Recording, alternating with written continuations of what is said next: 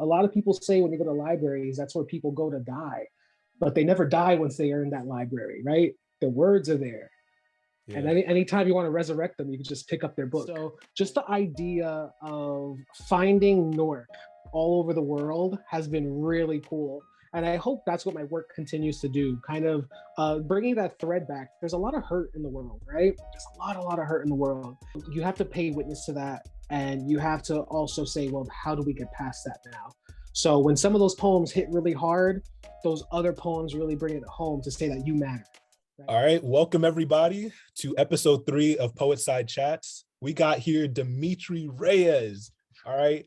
For those of y'all who've been on my channel since like day 1, I'm telling you, this man is a legend, okay? Like I've been looking up to him for years, long before I ever started YouTube, before I started thinking about making a YouTube on poetry. This man was my inspiration right here. Gave me so many poetry tips. Every time I need help, I look back at his videos like from over the years, you know what I'm saying? Like this man is a legend. We're talking about Every First and 15th. He got this poetry collection published. Oh, there it is, exactly. He got it published last year. It's been making waves, y'all. I'm telling you, and it is such an honor to have him on the channel. Dimitri Reyes is a Puerto Rican multidisciplinary artist, content creator, organizer, and educator from Newark, New Jersey. He has organized poetry events such as Poets for Puerto Rico and has read at the Dodge Poetry Festival, Split This Rock, and the American Poetry Museum. His forthcoming book, Every First and 15th, won the Digging Press 2020 Chapbook Award. Some of his work is published in Vinyl, Quelly, Entropy, Cosmonauts, Obsidian, and Acentos. He is the Marketing and Communications Director at Cavan Carey Press and an artist in residence with the New Jersey Performing Arts Center. Mr. Reyes, how are you doing? Yo, I am blessed and I'm at peace. How are you, Kendrick? I'm awesome. I'm so ecstatic. Like I'm cheesing so much. I can't help it. Like this is a dream come true, honestly. Because I saw the come up. I saw the come up of Kendrick Youngblood from when we were talking in my Instagram DMs when you were thinking about a YouTube channel. Yeah. Then you started the YouTube channel and you were at it. And then I just saw the progression then. And you know, for us folks, there's nowhere but up. So congratulations to you. I'm so glad and so proud about your success. Thank you. You're making waves. You're inspiring so many, not just myself, you know, and we can't thank you enough. So for starters, would you like to read a poem from this collection that kind of gives us an example of what to expect from this book? For sure. Yeah. Man, I mean, thinking about this book, and I guess we'll talk about it today. It's kind of like a progression of some of my earlier material and just the idea of every first and 15th living paycheck to paycheck, something so many of our poets of color and people of color as well, so many people in America have to face that can vibe and understand in this book. And then particularly being artists, right? And also thinking of every first and 15th, that paycheck to paycheck is something we think about as well. So I'll actually start with what we usually spend that money on, which are haircuts. I mean, obviously I haven't gotten a haircut for quite some time, but believe it or not, there was a point I was as fresh as Kendrick Youngblood. So this poem is called On the Seventh Day. The barber pieced me up. I asked him for aventura. He said, this place serves history, no adventure without cleansing. We talked sports and more music, and I wondered if he should fade my temples into a 1, 2, or 3, or cut me close enough to call my crown Brooklyn. I'm not a Puerto Rican from Brooklyn, but sitting in this chair gets me closer every week. I see a new reflection between the framed rooster and the framed boxing gloves, another man's hands framed on the wall next to Jesus.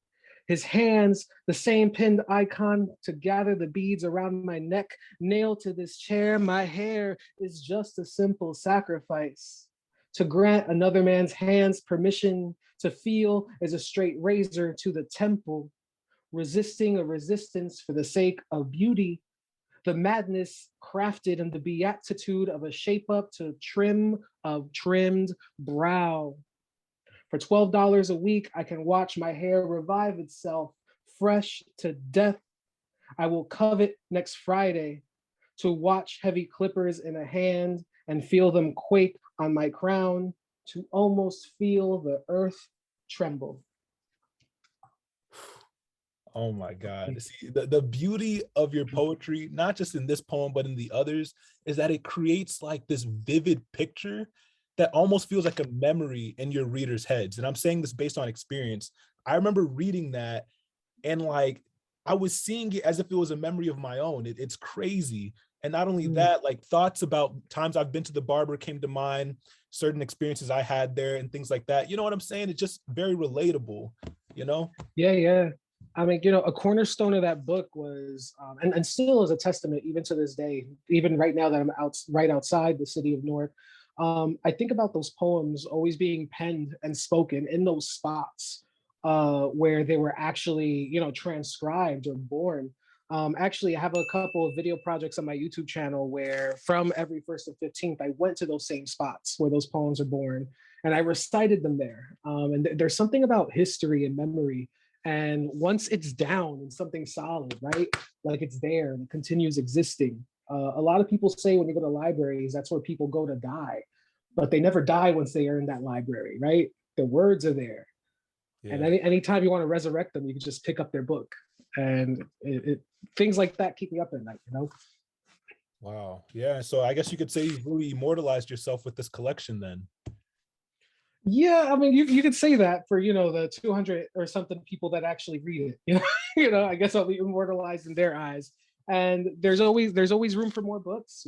There's always room for more books and more images to build upon that same story. Can you tell us something that makes this poetry collection unique from others? Yeah, I mean, particularly, I have a very keen mission on making Newark be just as important in the eyes of the literary world as like Chicago or Florida or New York or San Francisco. Newark is producing a lot of wonderful, wonderful poets, such as Jasmine Mans, one of your contemporaries as well. Yeah. Amiri Baraka, right? Allen Ginsberg.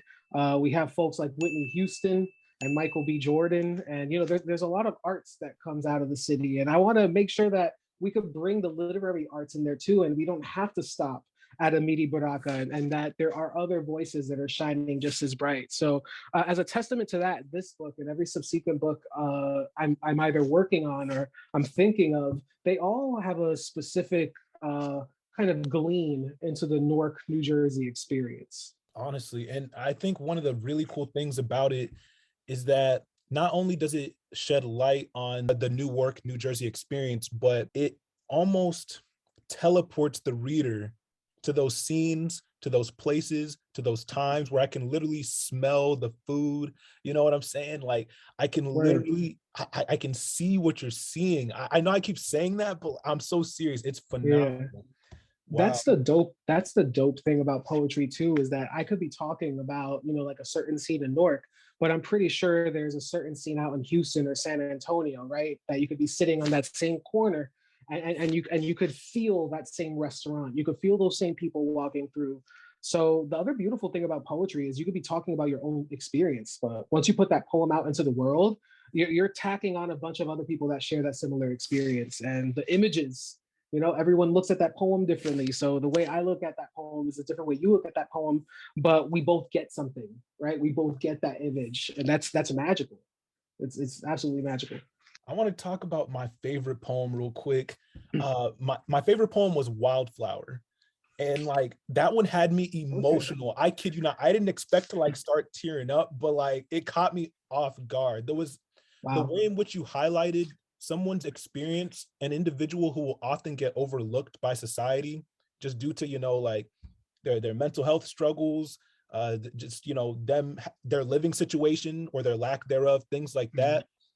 I kid you not, it convicted me in like how I overlook that sometimes. You know what I'm saying? Um, Yeah, yeah. and wow, just can you talk about the inspiration for the poem Wildflower? That's funny. That's like one of the first poems I wrote while I was in grad school. That was a really defining piece for my voice, and I didn't even know it yet. And that was literally just a documentation poem. Like I was literally documenting an experience. Um, And the way that experience actually happened, I was living in an apartment building at the time with my now wife, which was my girlfriend at the time, and our fire alarms went off like at 5 a.m. And they just didn't go off. They didn't go off. You know, we had school like at 11 or something. So we decided to go to her grandmother's house, and we were going to catch the first bus at 5:30. And we were waiting on the main avenue for that bus. And there was this dope head just walking on the street, and all of a sudden, like nothing, fell flat right on his face, busted out, bleeding all over the place. And there's a guy I've seen around a lot. And literally, I ran over to him. I turned him over. You know, he was convulsing a little bit. We had to do like the wallet thing. And then some of his family or friends showed up, and he was out like on a 24-hour bender or something like that. And that was the idea. That line. He grew from the gashes in concrete. Is where I got that line. And when he's spitting blood and dust is exactly where that image came from. And you know, it's an unfortunate thing. Newark, New Jersey was a really big spot, a hotbed for the dope epidemic in the 80s. And maybe Baraka used to talk a lot about that. And afterwards, it's something that has continued to affect our community throughout the decades. And we still see some of the older communities and now some of the other, younger communities, although, you know, dope isn't really their drug of choice, be affected by that now. So I wanted to make sure I also highlighted the drug problem, as well as other things like gentrification and like Latinidad and blackness and stuff throughout the book. So a lot of these poems, I would say every single one of these poems shares some personal experience with me and shares other personal experiences with friends and other folks around the neighborhood. And it just kind of built upon another to create that voice that shines through, that's kind of trying to speak for everyone. Yeah, and I think it does a really good job. Like me as a Black man here in America, I could relate to a lot of the things you were talking about. You know what I Mm. mean? Um, Honestly, had me going down memory lane multiple times. All right, my next question is, what was your favorite part about writing this book? My favorite part about writing this book was the truth I had to tell myself. That some of the stuff wasn't going to be pretty. Some of the stuff, especially with family, I'm actually estranged from my family because of um, mental health trauma plaguing our family. So in order for to contain my own and sustain my own mental health, I had to actually step away from that family system. And there's a lot in this book that folks have said is really close to family and really close to community. And it's the idea of finding blood family or coping with blood family, and then finding your own family and your own tribes.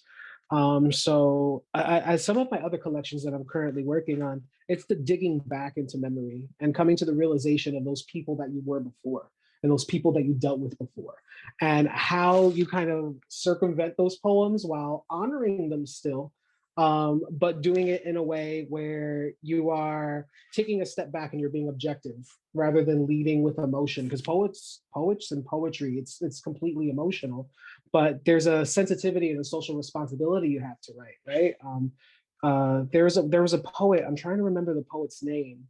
Oh, my guy, my mentor, Rigoberto Gonzalez.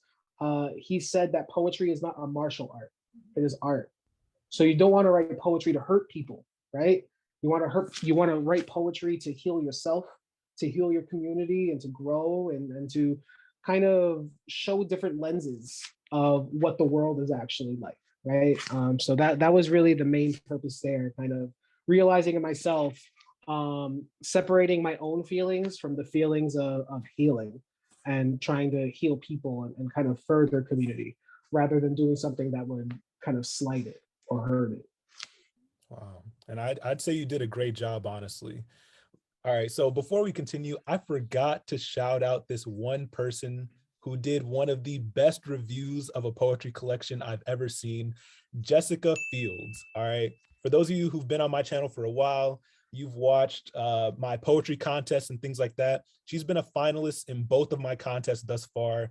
Incredible poet. So you will value her words. I know you will.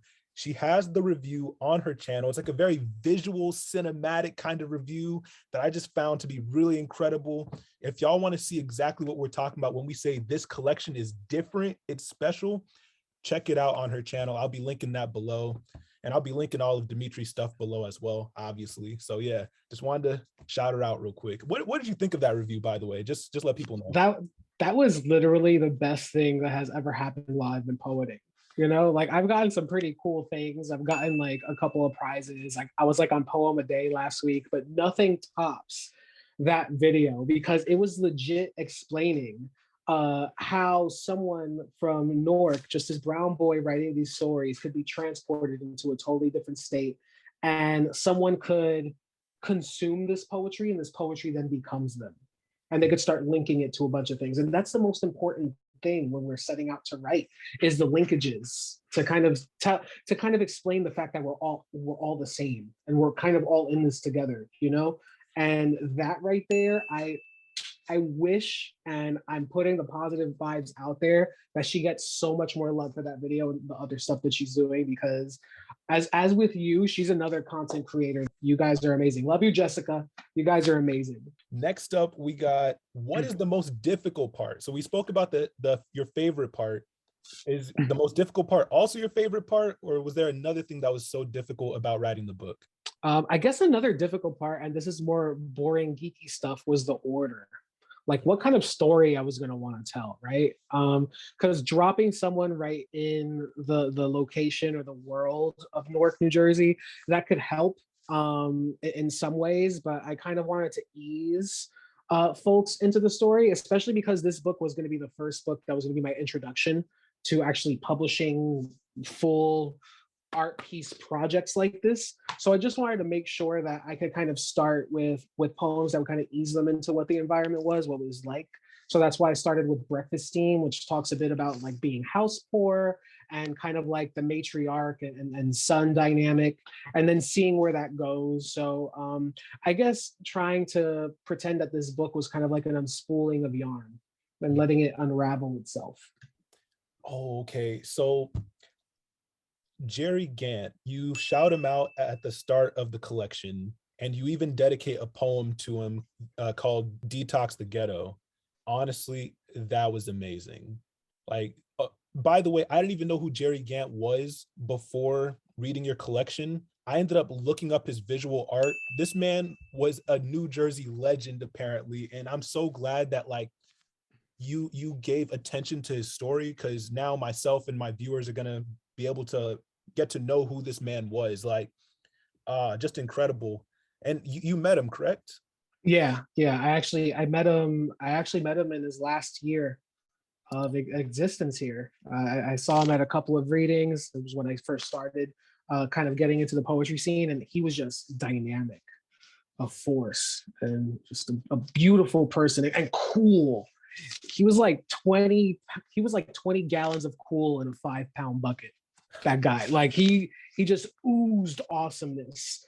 And he just walked into a room and he would recite his poems, and he would like tag just freehand on like people's jackets and clothes, and he'd come in fresh. He had a whole hashtag called Gantillism, which was just a whole lifestyle of just living and dying by the art. And the man, he was amazing. He was amazing and greatly underappreciated in the larger arts world. It's said that when he died, his apartment, he didn't even have heat in his apartment. And it makes you think that someone who is so well known in a lot of artistic circles, like internationally and also locally, how do we value art and how we protect our artists? And the only way I know how is by making sure they're documented, right? So people could keep talking about these in other circles. So hopefully people on YouTube now know him. Folks that picked up the book that weren't from New Jersey now know him. And it continues that legacy. That dude is literally a legend. So I was glad to give him a poem in here. And his art is all over Newark, in terms of metalwork and graffiti. Like there are trees that are still tagged with some of his stencils on it in the city of Newark, and they remain untouched. It's beautiful. It's beautiful. And again, that's how he lives on. Kind of like how people live on in the libraries. He made sure he lived on in the ecology of the Newark landscape. He's a part of the environment. Wow. Well said. Would you mind reading Detox the Ghetto for us? Hell yes. Nice. Hell yes. Detox the ghetto. Detox the ghetto. Detox the ghetto. Detox the mind. Detox the soul, the body, and the spirit. Love. Tagged on the ghetto grottos of closed stores on main avenues. It's when the doors of businesses shut that the church outside the churches restore their session. Out walk the poets and artists who write our fables on the sides of buildings. A congregation sauntering after dark shows up with hands to mark temples until printed noun. Letters. Letters on the textbooks of walls spelling out these mythical streets. These are the lowly carpenters of mural and bodega. Index fingers bent like the hugging of a trigger, pressing nozzles down to reach a consecration. Empty vessels without the pressures of color, existing in a world on the insides of precious. How he means us, they ask in each graffiti, making these mountains out of stories from the bottoms, the way bottoms, the 973 Brick City Nork bottoms of $3 aluminum miracles, spray cans like bread, our love for Bibles scripted into bubbles. Oh man, it hits so Yeah. hard hearing you perform it. That's crazy. Oh man, I thought it was, and it's amazing on paper. Oh, mind you, y'all. Okay, so he does a lot with form in his collection. I should have pointed that out earlier. Like you go to any page, he's like messing around with indentation, spacing. You know what I'm saying? Like The it's pictures. yeah. He has like these Yeah. like pencil sketch things, like this black and Yeah. white stuff. It's really cool, y'all. I'm telling you, like it's really entertaining reading it. Like your eyes won't get bored. I'm telling y'all that for a fact. And then so just seeing him perform it too, incredible. Yeah, shout Oh, out to Cynthia Alvarez, the illustrator for those things within the book. It really ended up personalizing everything. All those pictures are different spots that are important places to Newark. So there's like a Newark skyline on yeah. this page. And if you look up Newark downtown New Jersey, this picture will pop up. And there's pictures of like magazines and Aventura, the band I mentioned, and the reggaeton band Yeah, I yeah. mentioned in the barbershop poem. Go ahead, Kendrick, you were speaking. No, you're good. You're good. Yo, like, and I just thought this was really well crafted. You mentioned the ordering being one of the hardest things about this. I can tell you put a lot of thought into it. You know what I'm saying?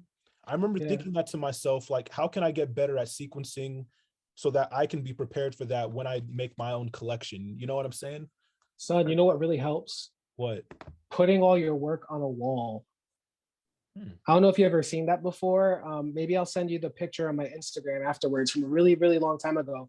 But I was told by, I think like another one of my colleagues when I was doing my master's of fine arts, that to take painter's tape and put it at the top of your pages and print them all out and stick them all over an empty wall and just start rearranging them to see how things look, right? To see the energy shifts and stuff. Like if you really want to start going down to the nitty gritty of like book editing and stuff, print all those babies out and just start rearranging them like a puzzle. It's such a wild experience. Yo, that's some advice right there. You people listening, take heed, take notes. I'm telling y'all getting some gems right now. Crazy.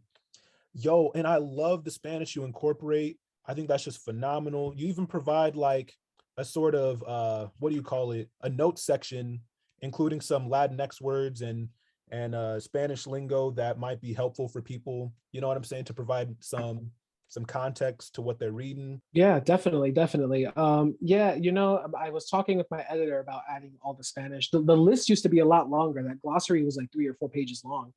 But it's interesting because a lot of our current vernacular or our language, Spanish today isn't what Spanish was like 15 or 20 years ago. There's a lot of more that incorporated into like pop culture and TV and society. So I was able to take away a lot. And that was kind of like me just having to trust my audience to be super intelligent, like all you beings already are. So just making sure that I put some of the words that might be regional or that just might need some extra assistance. Yeah, so some Latinx poets are at the point where they're saying people just should just be doing their own research, right? having their own responsibility of researching and reading and fully understanding. But as an educator, I was a middle school teacher for 6 years. So before I started poeting and all that. So I like doing the handouts and the gimmies. And I actually feel like it's an opportunity for that being a handbook in the back. So someone feels like teaching this for a workshop or something, they have those notes in the back to refer to. And it's kind of like a teacher's aid to help them out through the rest of the collection. There was another poem that I just felt like, godly. Oh, Begao. That was something. I loved what was so great about Pegao. I don't know if y'all can see this, but like you see how the spacing is, right? It made me take my time, like really take my time reading it. You really control the tempo of the read. And then on top of that, you were incorporating like all this this food imagery. It took a while until I got halfway through the poem that I realized what you were actually talking about. I don't want to spoil it because I really want y'all to read it. But I remember being like, I don't know where this is going, but I really like it. And then it hit me and I was like, oh, okay, I got it. You know what I'm saying? Right. That's good. That's excellent. That means it worked. Yeah. It worked. I love to hear that. And it honestly takes an incredible poet to take someone down a journey lane, and they're not really sure where it's going, but they're enjoying it. And then it finally hits them and they're like, oh man, like you said, trusting the intelligence of your readers. I think you did a great job of that throughout this entire piece. And not just the piece, the entire collection. You know what I mean? Yeah. Appreciate that. Yeah. What impact do you hope this collection will have on your readers? I hope that, of course, it beams the light and says, hey, there are poets really doing the damn thing down in Newark, New Jersey, right? Yeah. But I really just hope it connects with people. I really like the idea of international purchases. So like folks in Singapore and the UK and Australia have gotten this, and they've been able to find something and walk away with it and say, hey, like this reminds me of like my town square, or this reminds me of someone I knew from my neighborhood, or, oh, like you have a Doña Maria poem. We have a Maria in Singapore, right? And she's the lady that hands out, like dumplings or something like that. So just the idea of finding Newark all over the world has been really cool. And I hope that's what my work continues to do, kind of bringing that thread back. There's a lot of hurt in the world, right? There's a lot of hurt in the world. And I really want the arts to give hope. I really want the arts to give togetherness. And I wanted to do that while being truthful, because I do have things about police brutality and racism, and sexism in this book. But you have to pay witness to that. And you have to also say, well, how do we get past that now? So when some of those poems hit really hard, those other poems really bring it home to say that you matter, right? I matter, you matter, we all matter. And that's the big point. That's my driving force, probably, with all of my writing, that we all matter. Yeah. What advice do you have for aspiring artists trying to publish their own work? I mean, it depends. And I talk a lot about this on my channel, right? If we start breaking it down clinically, there's a bunch of different ways to publish. Do you want to self-publish, as in just running things off in Kinko's? Like I have some books like that too. Do you want to publish with the publisher? Do you want to self-publish? Do you want to do Amazon? So there's a bunch of different ways. Like there's a lot of eccentricities and complexities on how to publish. But on the baseline, the general thing that I could tell everyone is that you have to love it, right? You have to love and believe in what you're doing. Because I know plenty of poets, and I've worked with plenty of poets, that they just felt like they weren't ready because the passion wasn't there yet. Once you fall in love with what you're doing, the poetry is no longer work. It becomes enjoyable. And before you know it, you already have this manuscript that's put together. And those questions will come easier on how to format it, or how do I know when I'm done, right? And then secondly, listen to people. Kendrick, I absolutely love your Harry Mack videos, but I think that there's a lot of gems you be dropping in your creative writing tip videos. And yeah. I need to see those views go up from everyone watching this video. Those are excellent. So the passion is important, but also educating yourself, right? going to those channels and learning, taking workshops where you generate your own material, right? Watching different interviews with poets, watching different lectures with poets to start learning the language, because one part of arts is the language of the art, whether it's through your creation or whether it's through your knowledge base, and then the other part is that love. And when love and communication actually meet, you got something going on there. Yo, well said. Oh man, can you read one more poem for us? It can be anyone. Which poem would you like to share? All right. So I talked. So I guess you could say the poems I've read were kind of like the odes. I think now I'm going to end with an elegy. So, you know, the odes are those praise poems. Now the elegy is one of those serious poems I was talking about. So I gave you some positivity. Now I'm going to show you some of the serious aspects of this. This poem has been interpreted as gun violence. This poem has been interpreted as police brutality. This poem has also been interpreted as gang violence. So you could take your piece from this. When a roadside altar speaks, pop, pop, pop. I'll say this fluently. There were sneakers, lots of sneakers. When it happens, it feels Hurricane Harbor, hot and wet, swift, the way House of Flats pop tires out their chromes. From here, the sky is a flooded candle, and don't repeat me, but that's how we're really saved. Like a bow around your thumb, a reminder, a milk crate or two from Papi's bodega that quiets down the block. Don't walk by me quietly. Instead, speak me in my fluency, even if you can't hear me. When you see the child's hand, his orange dusted tips wrapped around a forefinger, tell his mother I'm the line between each digit, that it's okay to sell my Civic so I could cash one last check, that a pigeon who crosses her is permission to go on and tell my story, that the door always opens the same, to the same mew of familiar, where I cry and shake and shake and get held tighter by a giant, her body, the safest gurney. Oh my God. Okay, what a poem to end everything on. Yo, Dimitri. Can I call you Dimitri? Is that okay? Of course. What Okay. else are you gonna call me, man? All right, awesome. You have really blessed my audience. Thank you, thank you, thank you. Promote anything and everything. Social media, projects you got planned, go ahead.